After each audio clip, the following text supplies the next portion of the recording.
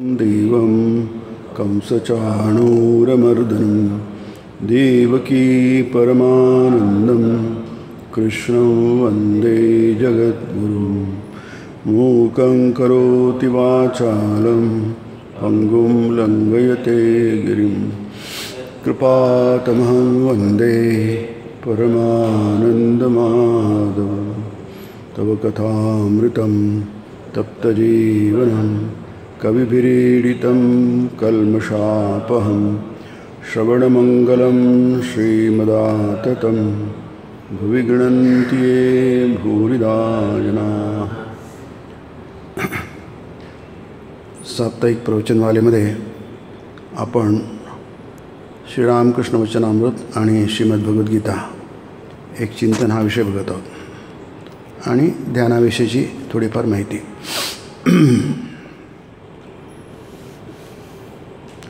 अध्याय 22 आहे श्रीरामकृष्ण वचनामृताचा. यामध्ये शरणागती म्हणजे काय, शरणागतीचे किती स्तर असतात हे वेगवेगळे उदाहरण देऊन सांगत आहे. मी एका कोष्ट्याची गोष्ट सांगितली. सगळी रामाची इच्छा, पत्रावळ, उष्टी पत्रावळ, वावटळं त्या पत्रावळीला कधी आकाशात नेते, कधी खाली टाकते. वावटळ जिकडे नेईल तिकडे ती उष्टी पत्रावळ जाते. एक बेडकाची पण गोष्ट आहे की राम जेव्हा दक्षिणापथला होते वनवासात लक्ष्मण आणि सीतेसह, त्यावेळी तो बेडूक मोठा होता की असे मोठे मोठे बेडकं असतात, त्याला टोड्स म्हणतात की नाही. तो बेडूक जमिनीत असतो, जमिनीच्या खाली तुला त्याला हायबरनेशन म्हणतात. ते म्हणजे पावसाळ्यामध्ये वरती येतात, बाकी जमिनीच्या खाली राहतात. तर राम आणि लक्ष्मण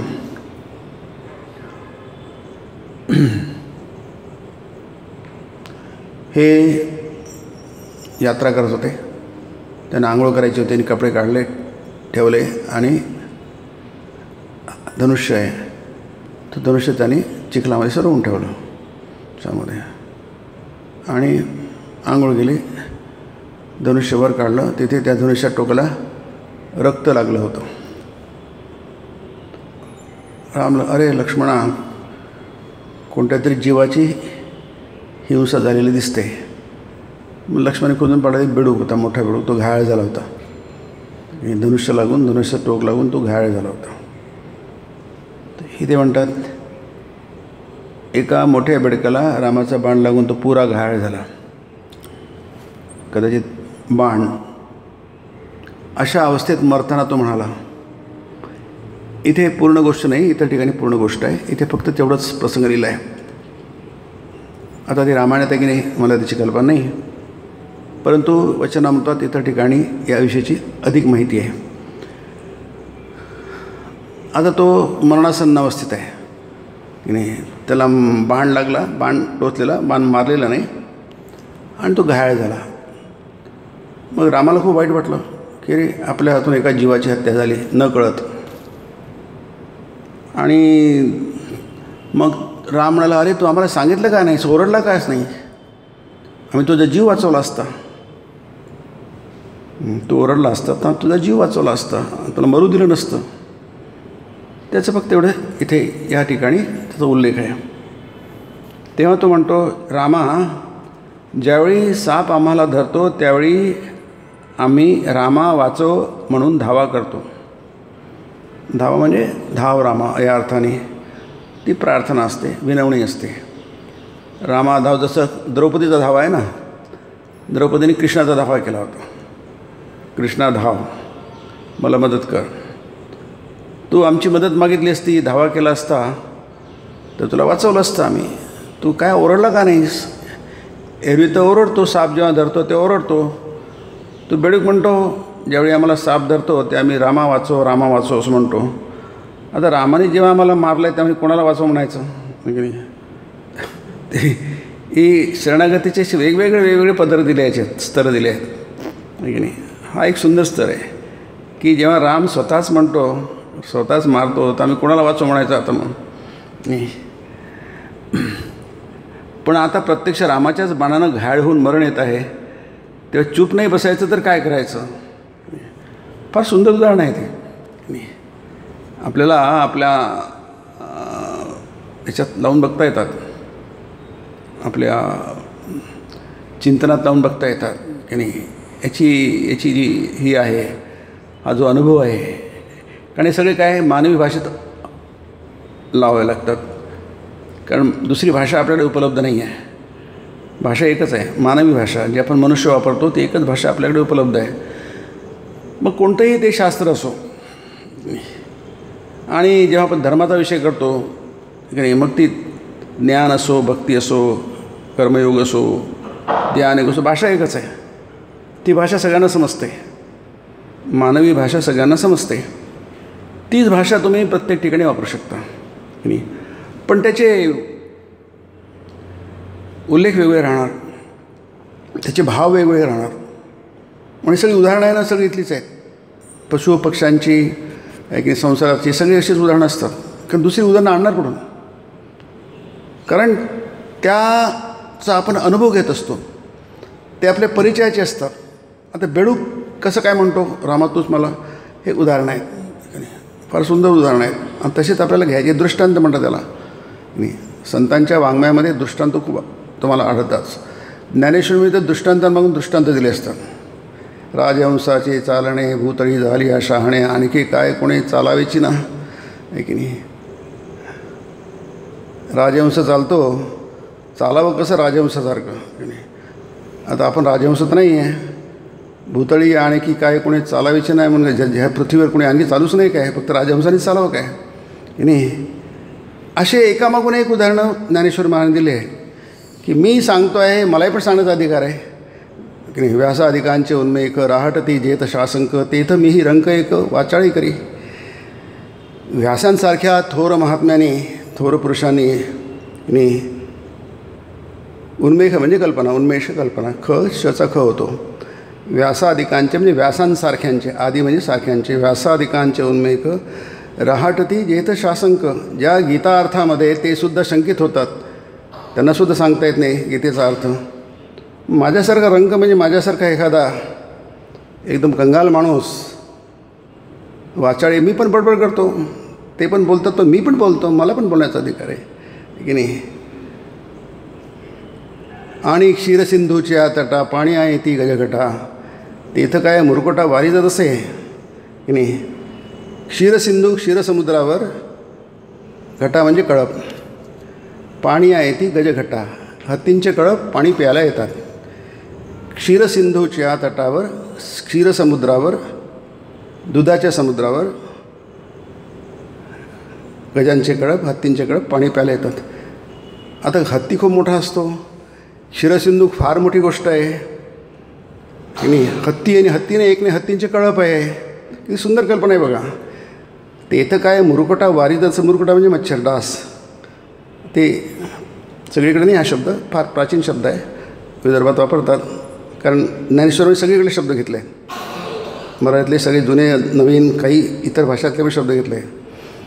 ते इथं काय मुरकोटा वारीदात असे, त्याला कोणी म्हणतात अरे दूर हो, इथं कशाला राहतो. इथे हत्तींचे कळप क्षीरसमुद्रावर पाणी प्यायला येतात, तू कुठे इथं आला.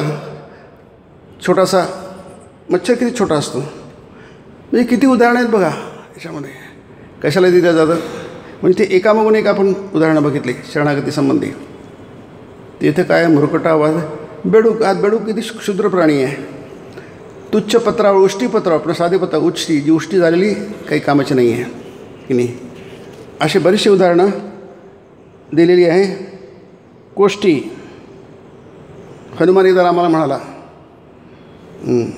रामाने म्हणाला हनुमानाला, अरे वर माग, मला वरवर काही नको. अहिल्या म्हणते मला काही वर नको, तुझं दर्शन झालं तेच खूप. नारद म्हणतो मला काही वरवीर नको.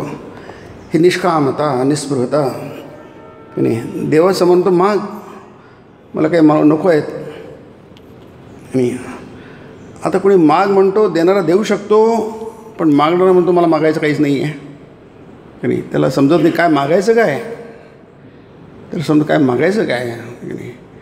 म्हणजे मनामध्ये ती स्पृहाच निर्माण होत नाही की नाही. म्हणजे हे किती महान असतील तुम्ही कल्पना करा. जसं मन असं होतं मागण्यासारखं त्याच्यामध्ये काही राहतच नाही की नाही. विहाय कामाने सर्वान विहाय की नाही. परित्यज्य फार सुंदर शब्द आहे. शंकराचार्यांनी त्याची भाषा खूप सुंदर शब्द वापरला आहे. विहाय परित्यज्य. परी म्हणजे म्हणतात म्हणजे सगळीकडनं निघून गेलं आहे मनातून की नाही. विहाय कामान यश सर्वान पुमान चरती निस्पृहा. एकाच चरणामध्ये किती आहे बघा. कामान विहाय परित्यज्य. माणसाच्या सर्वान कामान सगळ्या. विहाय कामान यश सर्वान पुमान चरती निस्पृह. पुन्हा निस्पृह शब्द आला आहे तिथे. म्हणजे निस्पृह म्हणजे गेल्या आहे पण तरी तसाही निस्पृह झाला आहे तो. म्हणजे किती अद्भुत कल्पना असे आपण अशी कल्पना करू शकतो काय. कल्पना करावी लागेल आपल्याला. नुसती कल्पनासुद्धा सुंदर आहे ही. आणि असं असू शकतं की काही नाहीच आहे. नारद म्हणतो मला काहीच नको आहे. अरे काहीतरी माग. काहीतरी मागावं लागतं देवतांना प्रसन्नता काहीतरी द्यावं लागतं त्याला. असं आपल्या याच्यामध्ये येतं, पुराणांमध्ये येतं, शास्त्रांमध्ये येतं. जेव्हा देवता प्रसन्न होते तेव्हा काहीतरी त्यांना द्यावं लागतं. काहीतरी माग माझ्याकडनं.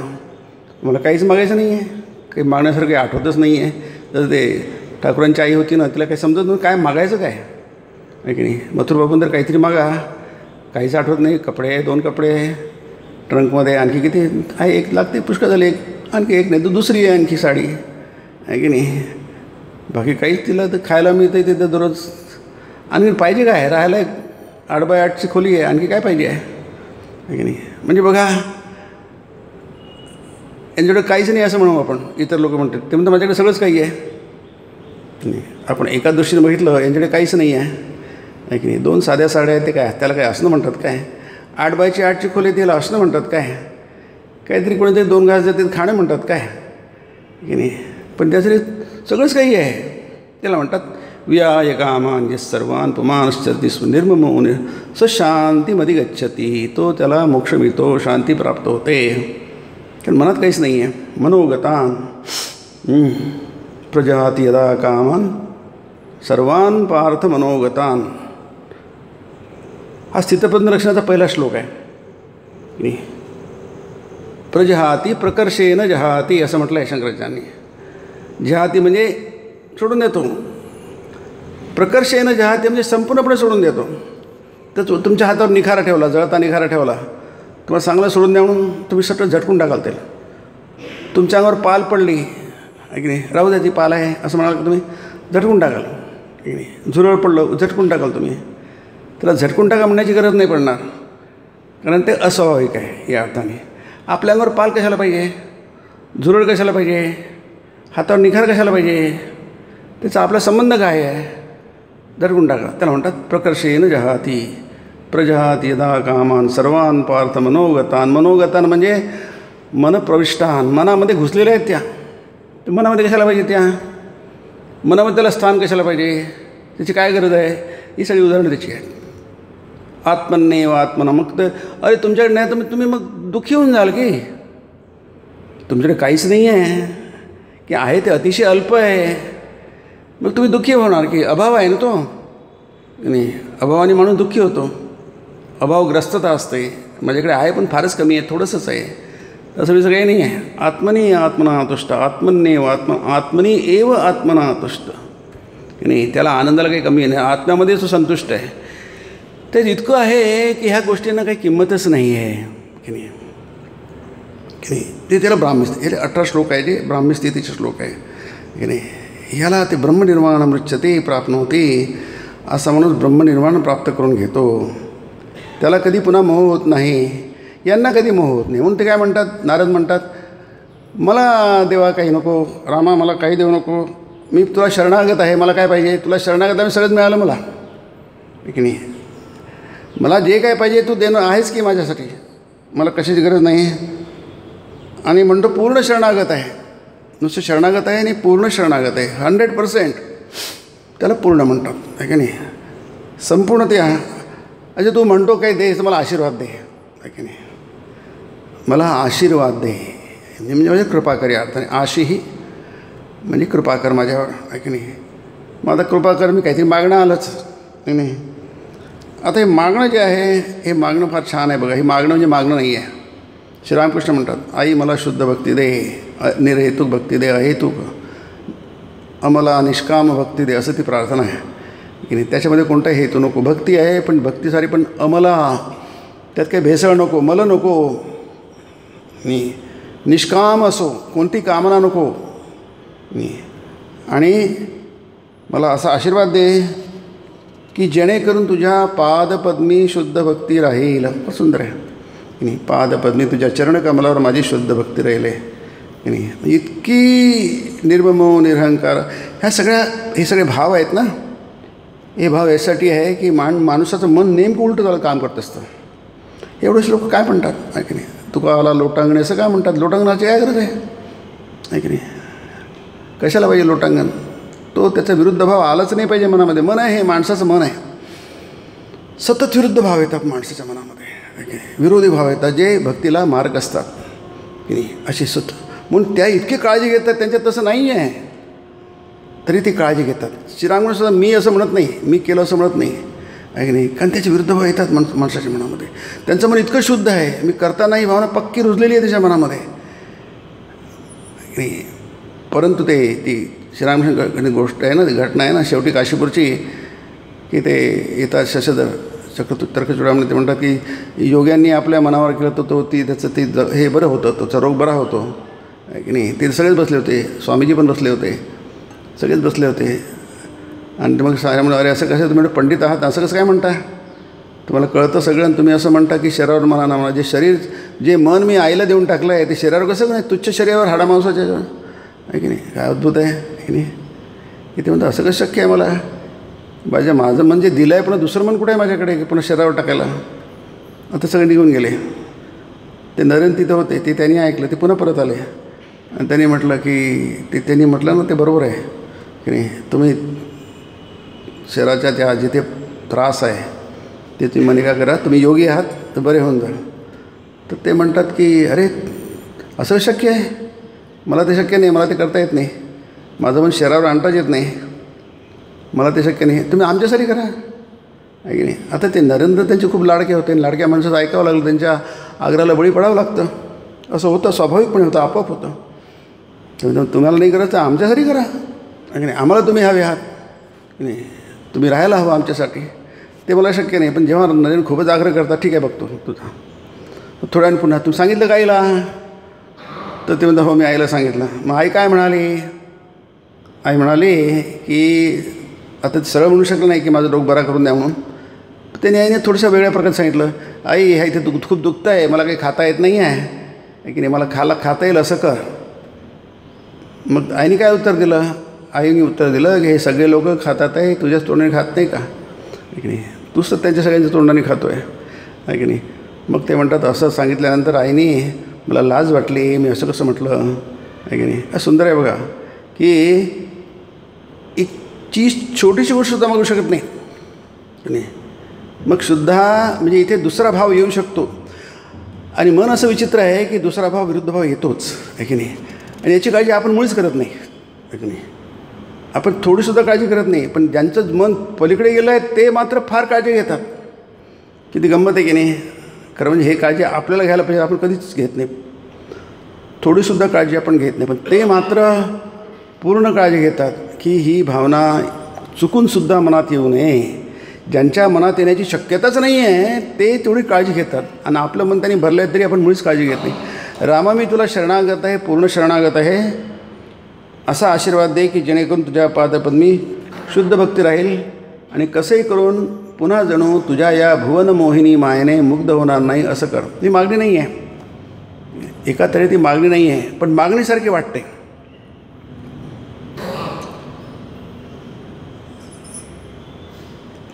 एषा ब्राह्मी स्थिती पार्थ नैनाम प्राप्य विमुह्यते. ही प्राप्त झाल्यावर माणूस पुन्हा मोहित होत नाही. ही ब्राह्मी स्थिती आहे. म्हणजे तुमचं मन सगळं विश्वमय झालं आहे की नाही, विश्वाशी एकरूप झालेलं आहे, विश्वात्मा झालेला आहे. आता विश्वात्मके देवी, हे तुमचं विश्वात्मक देव झालं आहे, मन झालेलं आहे की नाही. हे झाल्यानंतर इनाम प्राप्य न विमुह्यती, पुन्हा विमोह होत नाही की नाही. तो आशीर्वाद मागतात आहे. देवा हे माझ्या हातात नाही आहे की नाही. सगळं जग आपल्याला मुग्ध करत आहे. भुवन मोहिनी माया, फार सुंदर शब्द आहे. भुवन मोहिनी मला मुग्ध करू नकोसी. भुवन मोहिनी माया आहे म्हणजे ही मोह आहे की नाही. हे आपल्याला मोहात पाडते की नाही. अशी एकामागून एक दिलेलं आहे. आणि आपण गेल्या वेळी जसं बघितलं होतं की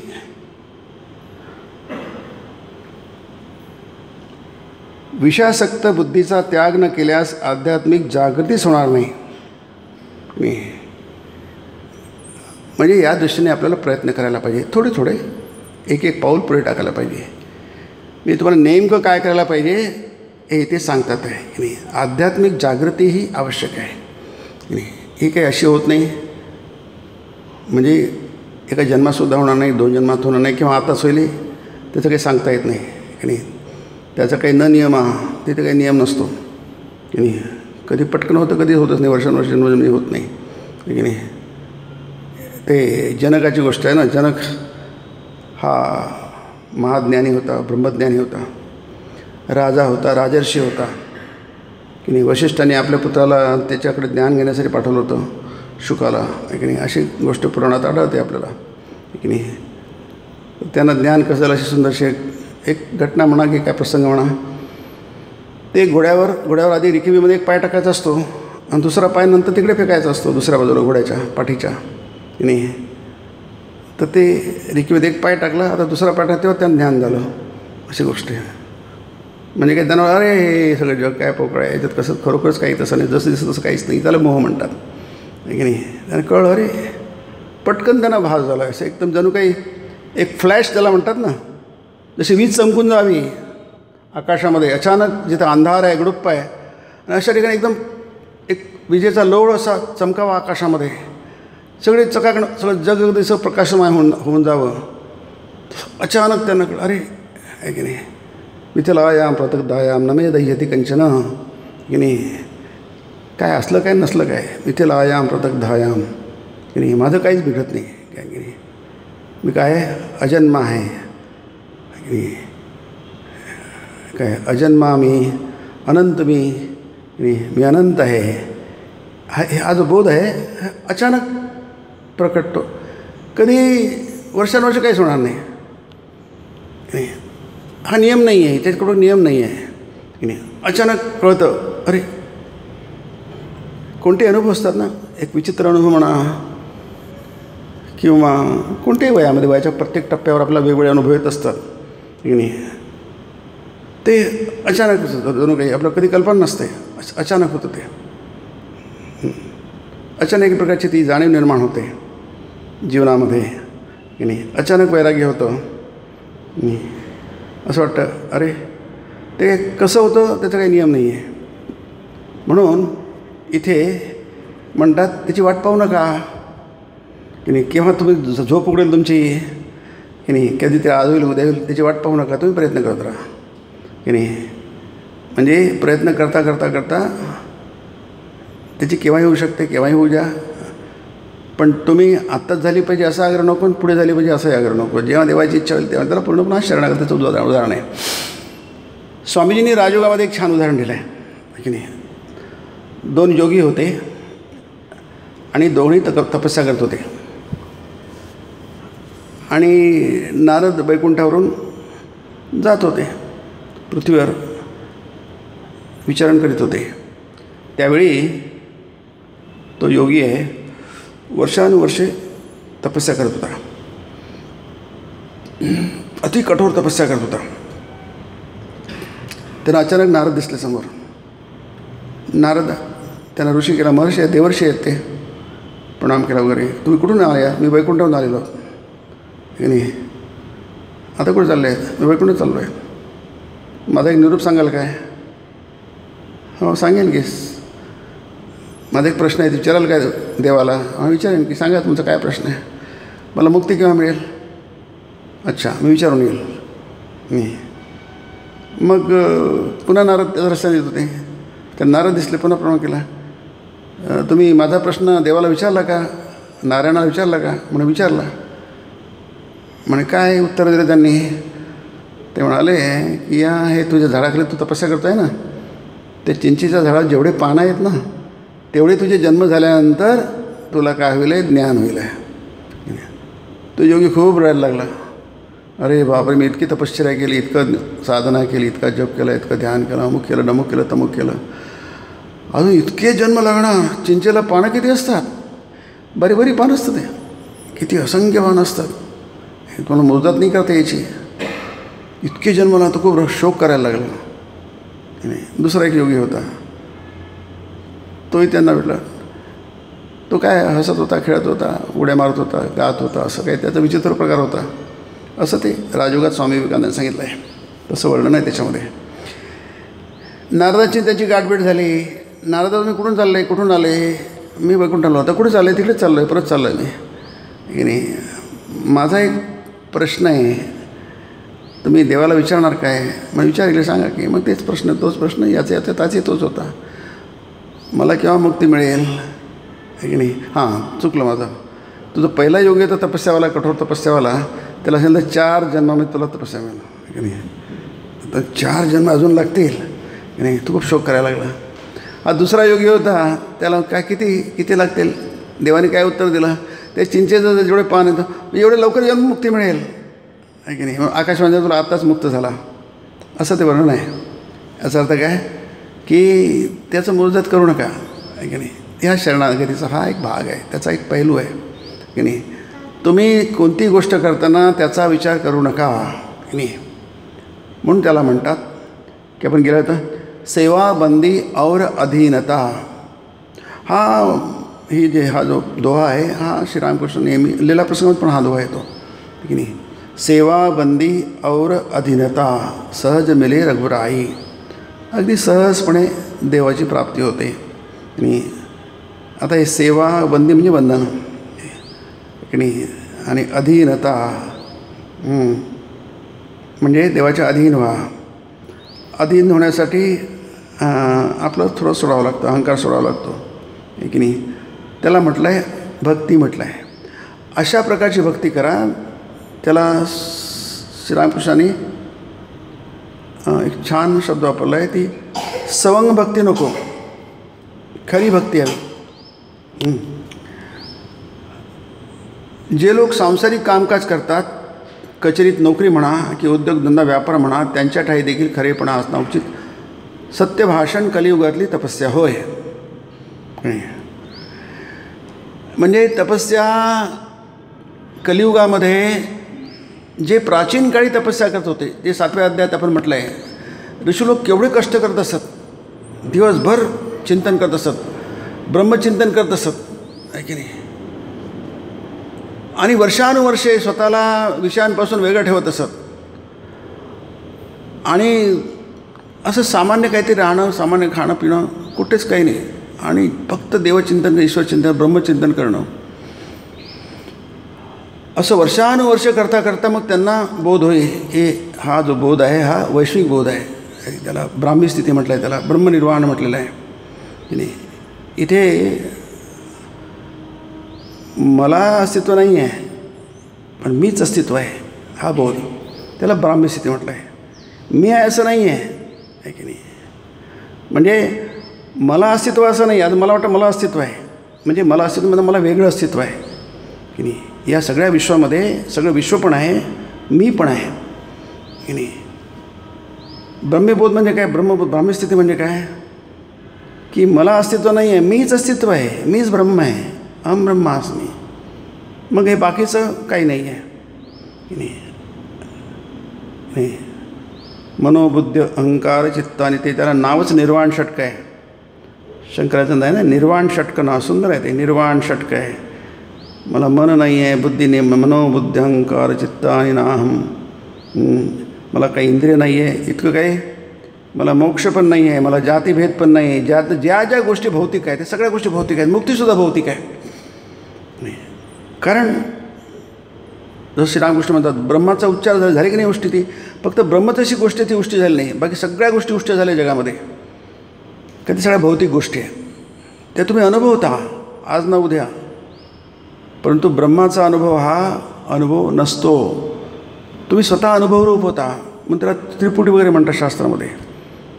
अनुभव घेणारा अनुभव आणि अनुभवगम्यता, तिन्ही गोष्टी नाही आहे. कर्ता, कर्म आणि क्रिया हे 3 त्रिपुटी असतात, 3 गोष्टी असतात. प्रत्येक 3 गोष्टी असतात. ध्याता, ध्यान, ध्येय. एक ध्यान करणारा असतो, ज्याचं ध्यान करतं ते, आणि जे ध्यान, या 3ही गोष्टी वेगवेगळ्या नाही आहेत, एकच आहेत. मुक्ती आणि तुम्ही वेगळे नाही आहात. तुम्ही म्हणजेच मुक्ती. स्वामींनी फार सुंदर म्हटलं आहे, आत्मा म्हणजेच मुक्ती, मुक्ती म्हणजेच आत्मा. 2 गोष्टी वेगळ्या नाही आहेत. तुम्हाला आत्मबोध होतो म्हणजे मुक्ती ती तिथे असतेच, आणि मुक्ती म्हणजे तिथे आत्मबोध असतोच. म्हणून ते म्हणतात ते सगळ्या गोष्टी ठीक आहेत. श्रीरामकृष्ण म्हणतात, अस्मिन् धर्मे महेशी स्यात् सत्यवादी जितेंद्रिय परोपकार निरतो निर्विकार सदाशा. ते प्राणकृष्ण आहे. ते महानिर्वाण तंत्रामधला एक श्लोक सांगतात की नाही. याचा अर्थ सोपी आहे, आपल्याला अर्थात द्यायची गरज नाही आहे. अस्मिन् धर्मे महेशी म्हणजे पार्वती. शंकर पार्वतीला सांगत आहे. महानिर्वाण तंत्रातले तंत्र हे महादेवानी आपल्या पत्नीला सांगितलेलं आहे, पार्वतीला.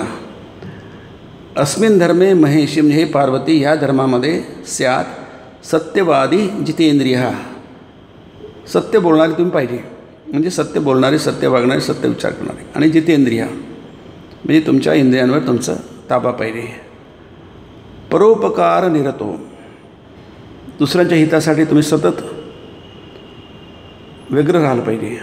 आणि निर्विकार सदाशय, विकार नसणं त्याला निर्विकार म्हणतात. की नाही. सदाशय, तृप्त आहात तुम्ही, संतुष्ट आहात, समाधानी आहात तुम्ही. की नाही. तुम्ही दुःखी नाही, उदास नाही, की नाही, वखवख नाही तुमच्यामध्ये. You are happy in your own way. की नाही. ते म्हणतात हे बरोबर आहे. श्रीरामकृष्ण म्हणतात हां हे बरोबर आहे, परंतु या गोष्टींची धारणा करायला हवी, त्या पचवून आत्मसात करायला हव्यात. आपण जे बोलतो, ऐकतो, वाचतो हे फार महत्त्वाचं असतं, पण त्या फार सुंदर वापरलं येते, त्या पचवायला हव्या. दूध बघणं, दूध पाहणं, दूध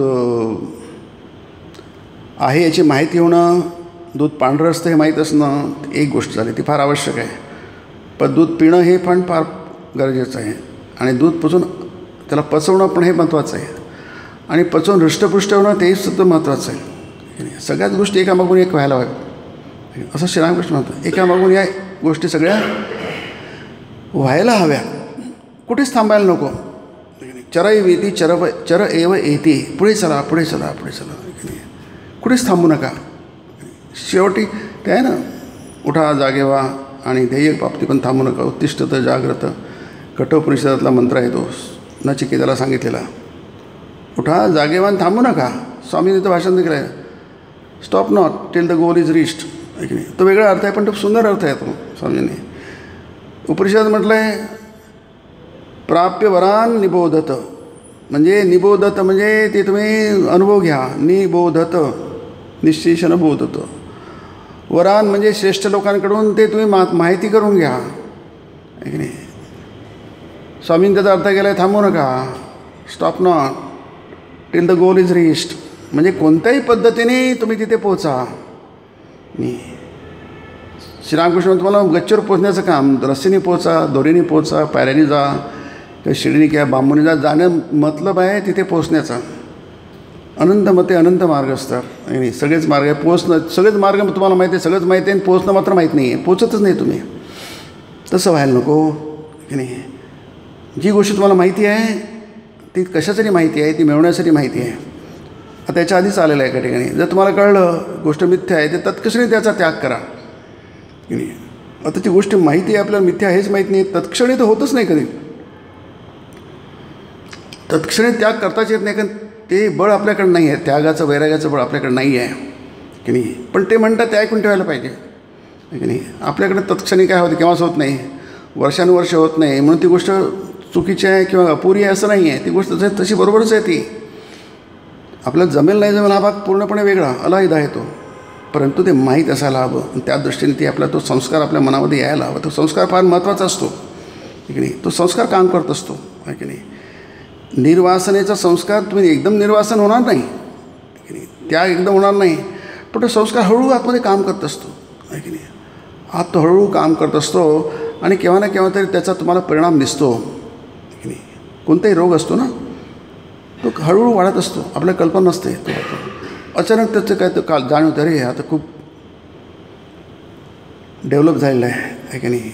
तसंच हा जो वासना असते, शुभ असो की अशुभ असो, या फार प्रबळ असतात, या फार प्रभावी असतात, आहे की नाही. कोणतीही वासना की नाही, शुभ असो की अशुभ असो, ते बरोबर काम करत असतात, की नाही.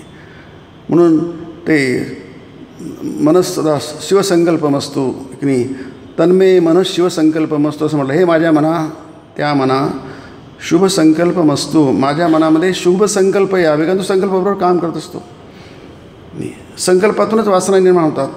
संकल्प प्रभवान कामान त्यक्त्वा सर्वान शेषता, गीतेमध्ये 6वा अध्याय. कामांकडून होतात, मनात इच्छाकडून निर्माण होतात. संकल्प प्रभवान म्हणजे तिथून निर्माण होतात. प्रभवान त्या आकार धारण करतात. संकल्पातून कामान त्यक्त्वा सर्वान अशेषता, सर्व सोडून, अशेषतः सोडून म्हणजे काही बाकी ठेवू नका. आपल्याला माहिती आहे सगळं, आपले नुसते शब्द आहेत की नाही. आपल्याला ते समजणंच कठीण आहे, धारणा करणंच कठीण आहे, आणि त्याप्रमाणे वागणं तर आणखीच कठीण आहे. पण ते महत्त्वाचे विषय आहे की नाही. ऐकता ऐकता ऐकता तो संस्कार काम करत असतो. तो ज्ञान आहे, ते ज्ञानाचं बीज आहे, ते काम तो बीज तुम्ही जमिनीत पेरता, की नाही. शेतकरी पावसाळ्याच्या आधी बीज पेरतो, एक पाऊस पडल्यानंतर पेरल्यानंतर काय ते तिथंच राहतं, काय की ते मातीशी एकरूप होतं, मातीशी मिसळून जातं, आणि मग त्याच्यातून अंकुर निर्माण होतो. हळूहळू तो पॉवरफुल होतो आणि तो जमिनीच्या वर येतो, तो वाढतो. तो तिथंच पडला राहत नाही, कारण तो काय ते बीज आहे, जिवंत बीज आहे ते, की नाही. जिवंत बीज हे मरत नसतं, ते बरोबर त्याचा तो आकार धारण करतं, अंकुर बाहेर येतो आणि ते मोठं होतं होतं मोठं झाड होतं. म्हणजे काय ते बीजामध्ये खूप ताकद आहे की नाही. जमीन फोडण्याची ताकद आहे त्याच्यामध्ये. ते हे असतं ना आपल्या आंब्याची कोय असते की नाही. त्या आंब्याची कोय किती टणक असते बघा, की नाही. ते असेच आंबे आपण कोय फेकून देतो, आजकाल दिसत नाही शहरामध्ये. आमच्या लहानपणी बघायचो, आंबे रस काढला, कोई फेकून दिल्या, पण त्या पावसाळ्यामध्ये त्याच्यातून ते कोईमधनं ते किती कोवळं असतं बघा ते पान. ती जी त्याची ही जी असते, त्याला आपण फांदी पण म्हणता येत नाही, ते कोड असतं किती त्या कडक जे टणक असतं ते कोय, त्याला फोडून ते बाहेर येतं बघा, की नाही. याचा अर्थ काय, त्यात फार बळ आहे. म्हणून त्याच्यात विचारांमध्ये फार बळ असतं, संस्कारामध्ये फार बळ असतं. ते किती याला ते त्यातून बाहेर पडतं.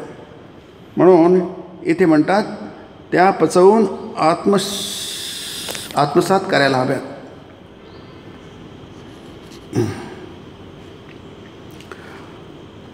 इथे आणखी एक हे दिलेलं आहे, विचार दिलेला आहे की फक्त वाचतो इथे मी. श्रीरामकृष्ण आपल्या पलंगडीवर येऊन बसले, भावामध्ये तर सदाच मग्न आहेत.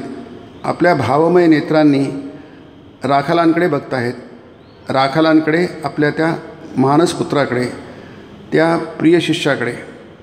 बघता बघता त्यांच्या हृदयामध्ये वात्सल्यभाव जणू सहस्र स्रोतांनी वाहू लागला. शरीर रोमांचित झाले. नंदरा आणि यशोदा काय असल्याच भावविभल दृष्टीने त्या गोपबालाकडे बघत असतो. सगळ्या आपण नुसती कल्पना करू शकतो, पण त्या अवस्थेमध्ये स्वतः आहेत ते, नाही. आपल्या मनामध्ये भावच निर्माण होत नाही. श्रीरामकृष्ण भावमय आहे, सगळं संपूर्ण त्यांचं जीवनच भावमय आहे. म्हणजे भावमय नेत्र आहेत त्यांचे, त्याकडे त्या नेत्रांनी ते आपल्या त्या प्रिय शिष्याकडे बघत आहे, तो भाव त्यांच्याकडे वाढतो आहे बघा. त्यांनी नंदराणीचं, कृष्ण आणि नंदराणी त्याच्या आई मुलगा होता, ते म्हणतात की मास्टर महाशय म्हणतात ती भावविभल दृष्टी बघून त्यांना त्या यशोदेची आठवण झाली. पाहता पाहता श्रीरामकृष्ण पुनरपी समाधीमग्न झाले. खोलीत बसलेली भक्तमंडळी निःशब्द, नाही, सगळे स्तब्ध आहेत, काही बोलत नाही, काही हालचाल नाही, हो की चू नाही. होऊन भगवान श्रीरामकृष्णांची ती अद्भुत रम्य भावदशा अवलोकन करीत होती. भावदशा बघायला मिळणं किती कठीण आहे, प्रत्यक्ष त्यांना दिसते आहे. थोडेसे सावध झाले. ते म्हणू लागले, राखालला बघून अशी उद्दीपना का बरं व्हावी. आता त्याचं ते विश्लेषण करतात, स्वतःच सांगतात. हे कशाला काही गरज नाही आहे. भावच असतो. भाव शब्दांमध्ये मांडता येत नाही, आपल्याला माहिती आहे की नाही. भावाची फक्त कल्पना करावी लागते. पण श्रीरामकृष्ण जसं उपनिषद आहे, गीता आहे, हे याचं महत्त्व काय, हा जो भाव आहे तो शब्दांमध्ये मांडण्याचा, अनुभवामध्ये मांडण्याचा प्रयत्न करतात की नाही. ती अवघड गोष्ट आहे. इथे पण ते तसं करतात बघा. हा भाव आहे फक्त संतच करू शकतात, महापुरुषच करू शकतात, ऋषी मुनी आणि अवतार पुरुषच करू शकतात. हे आपल्याला नाही करता येणार. सामान्य माणसाची बाबच नाही ती. म्हणून आपल्याला काही अर्थच नसतो. याला अर्थ असतो. कारण काय, ज्या गोष्टी अशक्य कोटीतल्या आहे त्या शक्य कोटीत आणण्याचा प्रयत्न करतात आणि करतात. म्हणूनच आपण काहीतरी प्राप्त करू शकतो. राखालला बघून अशी उद्दीपना का बरं व्हावी. जसजसे तुम्ही पुढे जाल तसतशी ईश्वराच्या ऐश्वर्यावरची तुमची रुची कमी कमी होत जाईल. साधकाला प्रथम दर्शन होतं दशभुजा ऐश्वरी मूर्तींचं. त्या मूर्तीत ऐश्वर्याचा प्रकाश अधिक असतो. त्यानंतर द्विभुजा, त्यावेळी 10 हात नाहीत की अस्त्रशस्त्रांचं लटांबर नाही. त्याही नंतर गोपाल मूर्तीचं दर्शन, ऐश्वर्याचं नाव नाही, केवळ कोवळ्या मुलाची मूर्ती. यानंतरही एक अवस्था आहे, त्यावेळी फक्त ज्योतिदर्शन. म्हणजे काय, ऐश्वर्य म्हणजे काय, ऐश्वर्य दर्शन म्हणजे काय आहे की नाही. जसं आपलं ऐश्वर्य असतं सामान्य माणसाचं, तसं देवाचं ऐश्वर्य असतं आहे की नाही. सहस्रभावो भव विश्वमूर्ते अर्जुन म्हणतो. त्याला विश्वरूप दाखवलं भगवंतानी.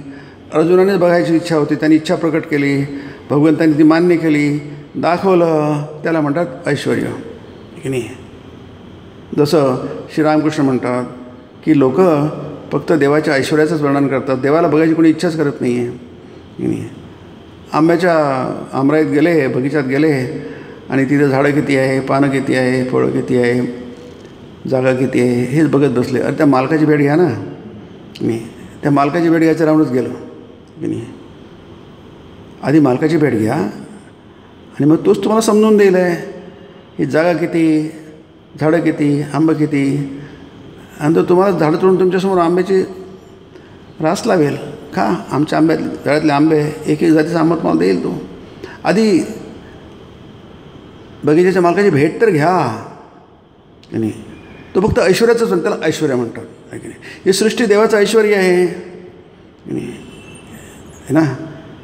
देव हा ऐश्वर्यवान आहे, भगवान आहे. तो भगवान म्हणजे 6 त्याच्यात गोष्टी आहे, त्याला 6 गोष्टी म्हणतात. तो भगवान आहे, भगवान म्हणजे ऐश्वर्य. मग ते ऐश्वर्यवान असणारच. श्रीरामकृष्ण म्हणतात ते बेट्याकडे ऐश्वर्य नसतं त्याला कोणी विचारलं असतं, असंच वाक्य आहे याच्यामध्ये. त्यात बेट्याकडे जर ऐश्वर्य नसतं त्या देवाला कोणी विचारलं नसतं.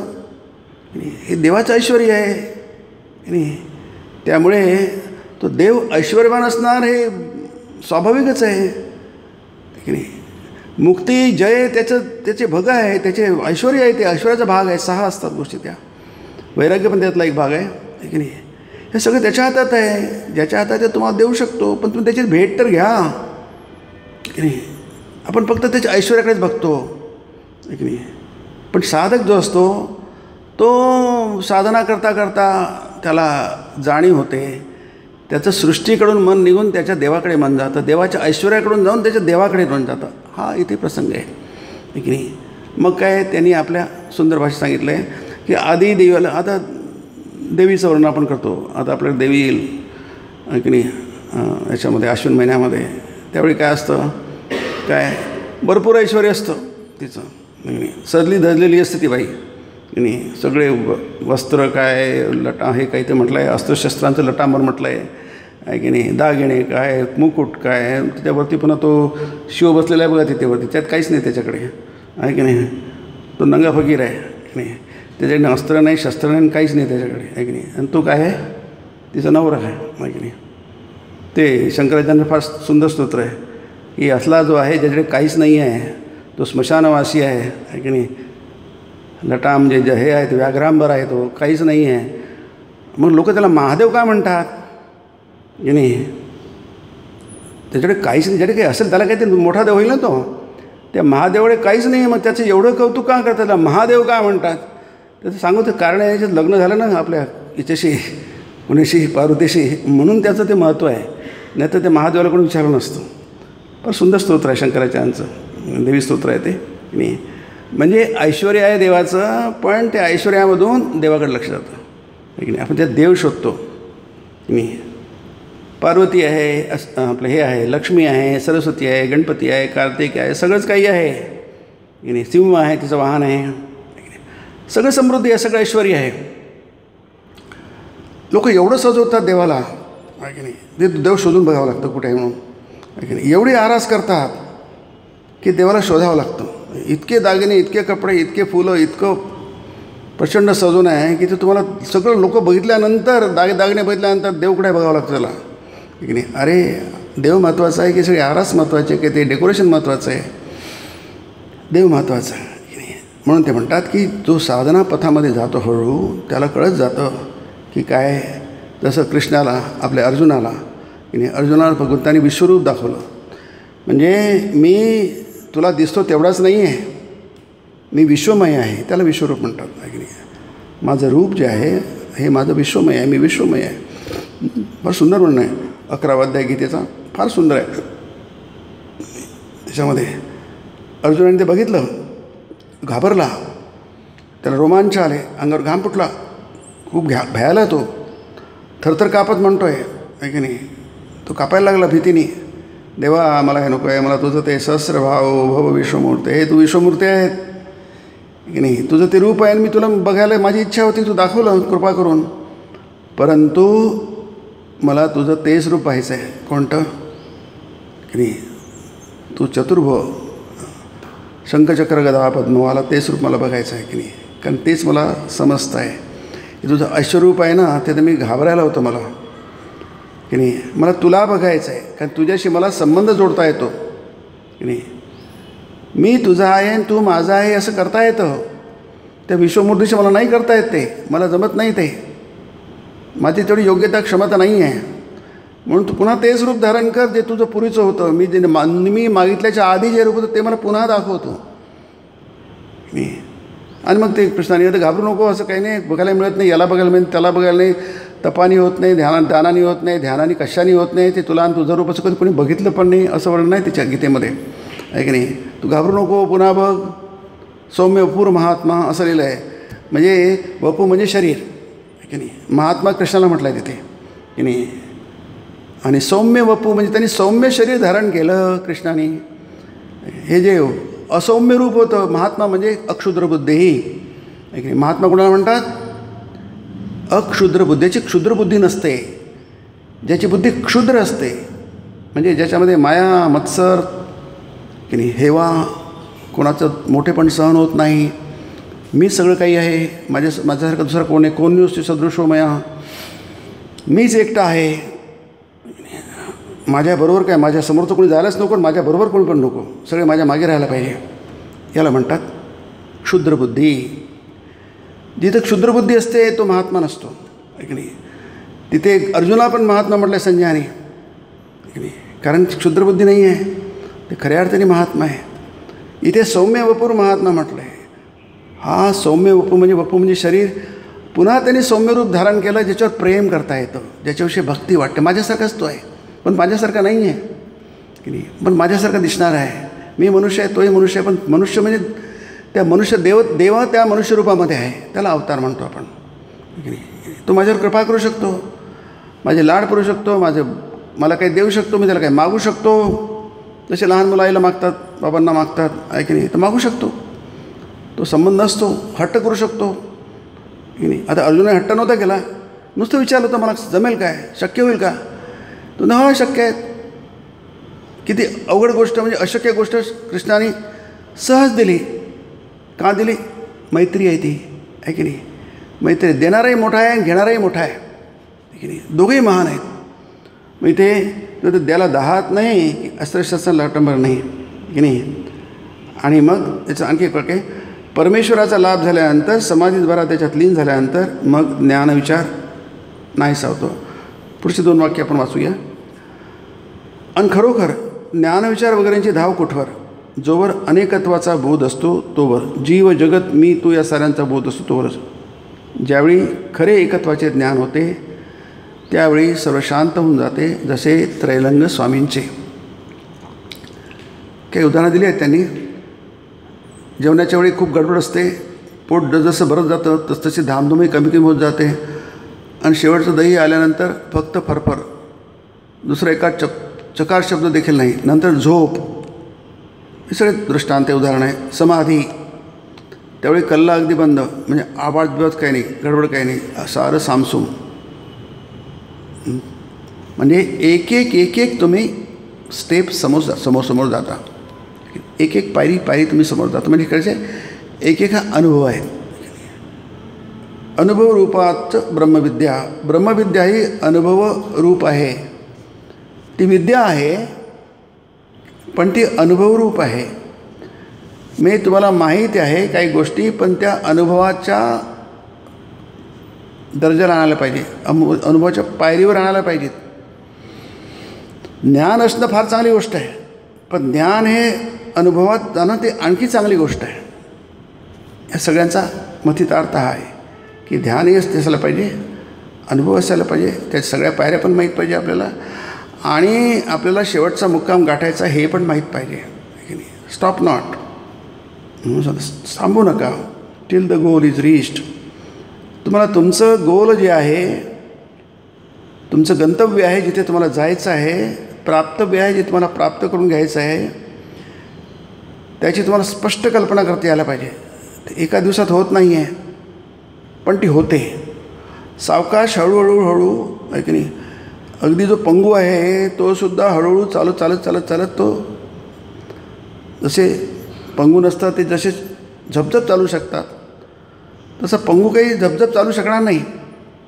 तर हळूहळू सावकाश चालावं लागेल की नाही. जसा कासव असतो, कासव एक प्रकारे पंगू असतो, त्याला झपझप चालता येत नाही, तो कसा तरी एक एक पाय उचलतो, एक एक कसं तरी चालतो. तुम्ही कासवाचं चालणं बघितलं असेल, त्याला नीट चालता येत नाही, तो कसं तरी चालतो. 4 पाय असतात वरती, त्याचं पाठ असते ती विचित्र असते की नाही. तो कसा तरी ओझं घेऊन चालत असतो, पण तो सुद्धा पोचतो की नाही. कसुआ कछुआ खरहा वज कर बाजी, लगे दौडणे यो कर बाजी, आमची कविता होती. कासव आणि सासा, खरगोश म्हणजे ससा, हे दोघांची शर्यत लागते आणि दोघं धावत सुटतात. कासव थांबून जातो, मी काय खूप धावू शकतो, माझी स्पीड खूप आहे. आणि हा कछुआ, त्याला धावता येत नाही, पण तो हळूहळू सावकाश एक एक पाऊल करत जातो. शेवटी तो गंतव्यस्थानी पोचतो, शर्यत जिंकतो. आणि कासव मध्येच थांबतो, झोप घेतो, तो शर्यत हारतो की नाही. Slow and steady wins the race आहे की नाही. हळूहळू सावकाश. सगळ्यांना सगळ्या गोष्टी जमत नसतात, पण आपल्याला काहीच जमत नसतं असं नाही. जे जमतं तेवढं करा, हळूहळू सावकाश तुम्ही समोर जा आणि तुमचा मुक्काम गाठा की नाही. आणि ते मुक्काम गाठणं आणि कसा गाठायचा याचंच इथे आपल्याला वेगवेगळ्या प्रकारचं, वेगवेगळ्या स्तरावरचं वर्णन आहे की नाही. ईश्वराच्या जितकं जवळ पोचाल, ईश्वराच्या जितकं जवळ पोचाल तितकी शांती लाभेल की नाही. शांती शांती शांती प्रशांती असे शब्द इथले. याने आपण 3दा शांती म्हणतो. त्रिताप असतात, अधिदैविक, अधिभौतिक आणि आध्यात्मिक, असे तीन त्रास असतात आपल्याला. त्यांना शांती शांती शांती असं पण म्हणतो. ते समजे प्रशांती असं म्हटलं आहे. ते तुम्ही जितके जवळ जाल ईश्वराच्या तितकी शांती लाभेल. शांती शांती शांती. ईश्वराच्या जवळ अशांती नाही आहे.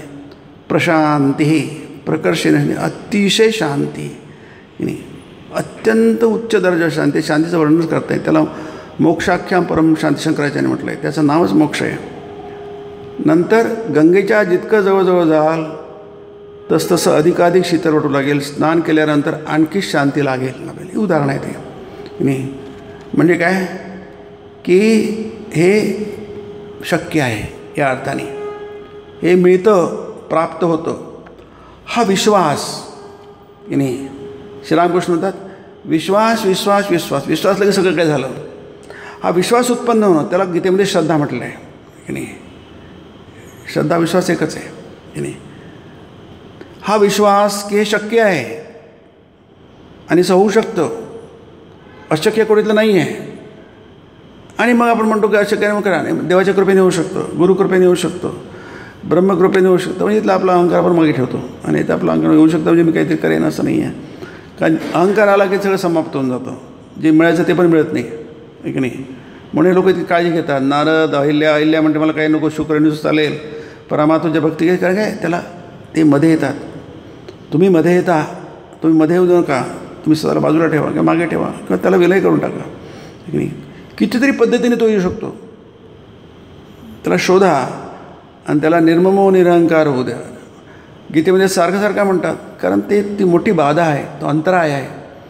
ते आलं की आपला पुढचा मार्ग बंद होऊन जातो. म्हणून संतांच्या अवतारांच्या जीवनातून आपल्याला कळतं की याची किती काळजी घ्यायला पाहिजे की नाही. थोडी जरी काळजी घेतली त्याचं फळ फार महान असतं की नाही. निवृत्तीस्तु महाफला. नाही तुम्ही सोडू शकलात तुम्हाला महाफळ मिळेल, नाही सोडू शकला तर फळ मिळेल, पण छोटंसं फळ मिळेल. तुम्हाला छोटं फळ पाहिजे की महाफळ पाहिजे. आपल्याला मोठं फळ मिळू शकतं. आणि मोठं फळ म्हणजे चतुर्थ पुरुषार्थ, चौथा पुरुषार्थ. त्याला म्हणतात ज्ञानप्राप्ती, ब्रह्मनिर्वाण प्राप्ती, ब्राह्मी स्थितीची प्राप्ती किंवा मुक्ती. पुढच्या रविवारी बघूया आपण.